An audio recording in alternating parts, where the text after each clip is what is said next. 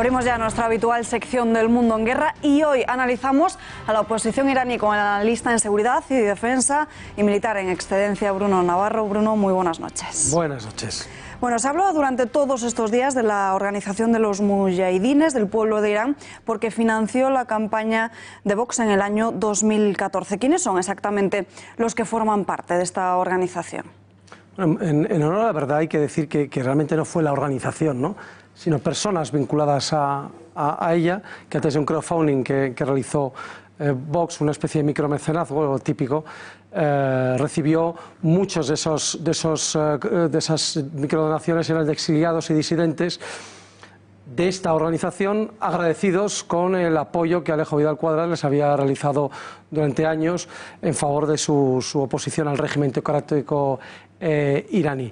Dicho esto, también hay que decir que no fue la organización de los mujahidines del pueblo de Irán. Estas personas no estaban vinculados realmente al MEK, sino a la rama política, digo MEK porque es la abreviatura de esta organización, sino de su rama política, el Consejo Nacional de la Resistencia de Irán, el CNRI.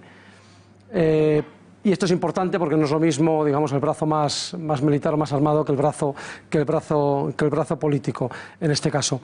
¿Y qué es el CNRI? Es una organización política iraní que en sus inicios, ya en tiempos todavía del Shah en los años 70, predicaba un socialismo islámico, una curiosa mezcla de socialismo e islam moderado, que ha ido derivando en algo más secular, es decir, van abandonando la parte islámica y más liberal, convirtiéndose en un partido menos marxista,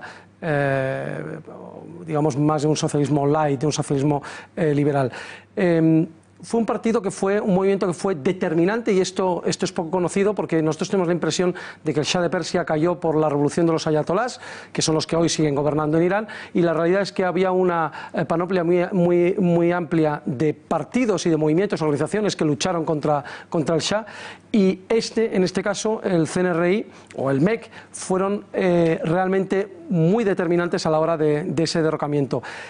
Y formó parte de esos primeros parlamentos. Incluso uno de sus fundadores, uno de sus líderes de los primeros tiempos, fue el primer presidente del Irán post-Shah.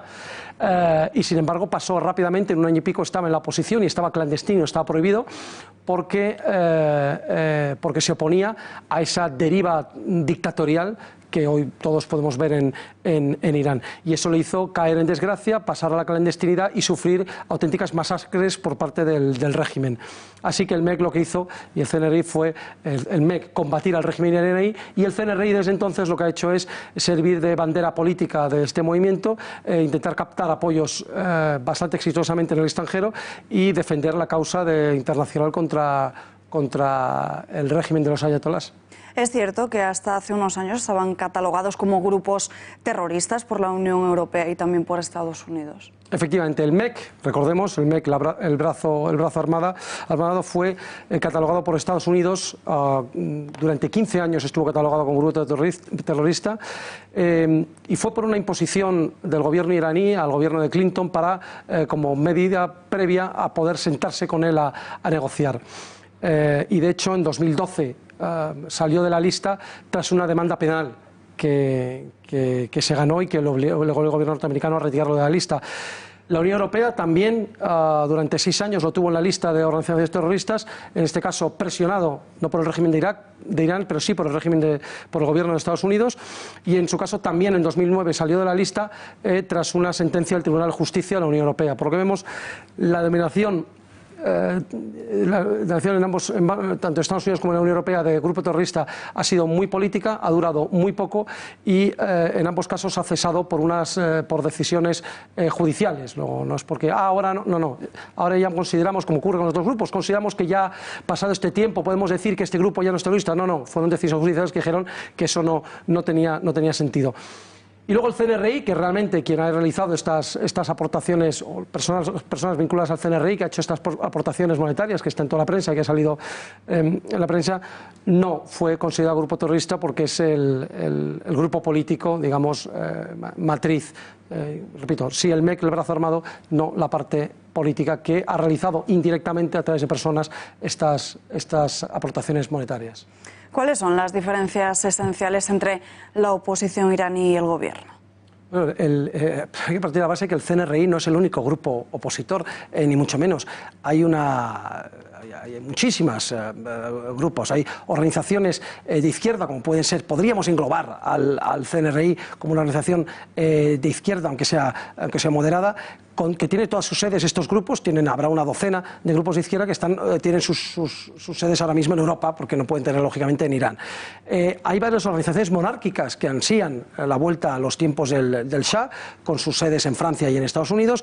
Hay varias organizaciones secesionistas, lógicamente hay una minoría muy importante kurda y otra azerí, que buscan una independencia o al menos una autonomía que respete sus diferencias culturales, lingüísticas, históricas y demás, que están en Irak, Turquía, Azerbaiyán, y en menor medida hay nacionalistas, hay verdes, socialdemócratas, liberales. En definitiva, puede haber una veintena larga de organizaciones políticas prohibidas y exiliadas de Irán. ¿Cuáles son las diferencias? Bueno, como hemos visto, son tan diferentes unas y otras que diferencias, pero ¿en qué podrían, quitando los kurdos y azeríes, cuya diferencia principal no es la cuestión política en sí, la cuestión ideológica, pero sí la cuestión de independencia o autonomía, el resto de todos los que hemos dicho, izquierdas, monárquicos, verdes, liberales, etcétera, habría dos, que son, ¿cuáles son las diferencias con el régimen iraní? Por un lado, que ansían una libertad política, el fin de la dictadura de los ayatolás, y que ansían una libertad religiosa, el fin de la teocracia islamista de corte además yihadista. Expresidentes españoles como Aznar o Zapatero han participado en actos de esta organización de los mujahidines. ¿Quiere decir esto que está reconocido como oposición legítima para los grandes partidos occidentales? Absolutamente. De hecho, el CNRI quizás el interlocutor preferido de las cancillerías occidentales, tanto europeas como Estados Unidos. Y tan es así que además ganó muchísimos puntos al airear en 2002 el programa, sacar a la luz el secretísimo programa nuclear iraní, que ha dado lugar a toda una serie de medidas de sanciones contra Irán, y que fue un gran golpe contra el régimen iraní y una gran ayuda para ver la realidad y la verdad de las intenciones del régimen de los ayatolás. ¿Tiene posibilidades reales para llegar al poder? Pues yo creo que no, yo creo que pocas, al menos en solitario. Hay que tener en cuenta que quizás tiene poco apoyo dentro de Irán. Hemos dicho, tiene mucho apoyo fuera en las cancillerías occidentales, pero tiene muy poco apoyo dentro de Irán por su apoyo durante la guerra Irán-Irak. Claro, era el grupo opositor que estaba combatiendo al régimen. Y apoyó a Saddam Hussein, al Irak de Saddam Hussein, en la guerra contra Irán. Y esto ha sido considerado y es considerado como alta traición, no solamente por el régimen iraní, sino por una parte importante del pueblo iraní que no entiende y que no acepta y que no admite que en esas circunstancias de guerra total contra el enemigo exterior pudiera estar colaborando con el enemigo. Y esto mismo hace que haya no pocos grupos de oposición, también exiliados como el MEC y el CNRI, que se niegan a ni siquiera sentarse a hablar con ellos porque consideran de la misma forma traidores. Con lo cual, ¿de qué puede servir más que de llegar al gobierno y difícilmente formar parte de alguna coalición, aunque ya lo veremos en el futuro, por lo menos sí que sirve para mantener la llama, ya que es muy importante este movimiento, es muy importante a la hora de denunciar las barbaridades del régimen iraní y de servir un poco de trampolín político para las demandas del exilio. Pues Bruno Navarro, muchísimas gracias por estar aquí con nosotros. Muy buenas noches. A vosotros, muy buenas noches.